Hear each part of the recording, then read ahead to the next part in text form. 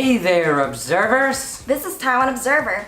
And let's take a look at the news. I'm Vincent, your regular host, and this is... Janis, your guest host for today. First up, let's talk about two foreign IT professionals in Taiwan who made an interactive chart explaining how many foreigners there are and what the demographics of those foreigners are. All of the data that they used comes directly from the National Immigration Agency. Some netizens online think that the data is inaccurate.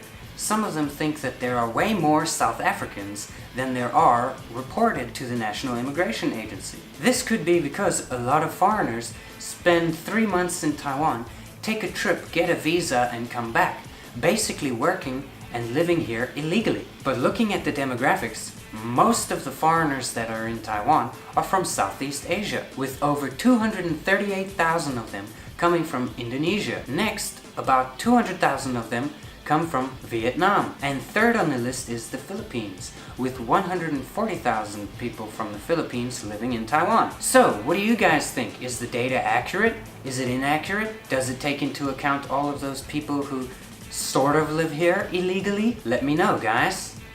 And now a story about crowdfunding. This week, 66 strangers on the internet banded together to help out a neighbor in need. 10 years ago, 7-year-old Liu Hsinchu was evicted from his home. With his parents and relatives out of the picture, Liu Hsinchu decided to make the most out of the cards that he was dealt. And so, he moved into an abandoned shipping container that he found up in the mountains. For 10 years, he lived here without running water or electricity. To bathe, he would go to the nearby creek. Still, he lived here perfectly content up until recently. The wooden floorboards in the window frame of his house began to disintegrate. Usually, he receives a monthly subsidy from the government for living in a low-income household. He also collects recyclables for a living. With nowhere else to turn, he sought help from the borough warden. The warden decided to turn to the internet to see if he could raise funds for a new shipping container. Within just 3 days, they hit their target, raising about 201,000 NT. Upon learning about what the shipping container was going to be used for, the shipping company decided to give him a massive discount. They sold it to him for 160,000 NT. They also purchased the old shipping container for 5,000 NT to use as scrap material. I'm sure that you guys will be happy to know that Mr. Liu will be moving into his new home next week. His new home came equipped with a steel door, aluminum windows, and a bathroom. So, do you guys think that the government should be doing more for people in similar situations? Let us know what you think in the comments. Facebook was great for Mr. Liu and helped him gather enough money to buy a new shipping container to live in. But this week, 8 men were arrested for selling counterfeit goods on Facebook Live. The police investigated the group for about 3 months. When the police arrested them, the men had about 40 million NTs worth of fake goods. The police said that selling counterfeit goods on Facebook Live is becoming very popular, and many more criminals are doing it. The group operated 6 separate Facebook fan pages and used those pages to sell their goods on live stream. Most of their operations were being run from either Kaohsiung or Tainan. They used a cash-on-delivery system which allowed people to pay cash when the item arrived to them.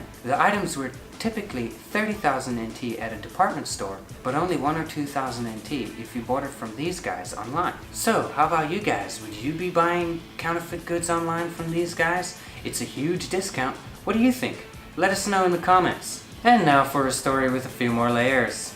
You know what? What? I once saw an onion ring, and then I answered it.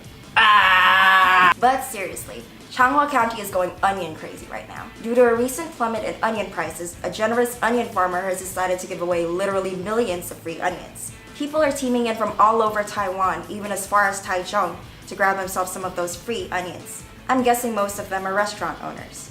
Recently, onion prices have hit a new low. Usually, a bag of onions weighing about 13 kilograms costs between around 200 to 300 NT. Recently, the same bag has been going for only about 100 NT. This is especially troubling as it costs about 150 NT to produce one of these bags. And so, onion farmer Ko Ming Chin has decided that he would rather give these onions away for free rather than lose money by taking it to the market to sell them. So far, the public has claimed about 1,200 tons in free onions, but onion farmer Ko Ming Chin is planning to give away around 200 to 300 tons more, so be on the lookout. Free onions are great, but you know what's not great? Getting a damaged package when you order something online.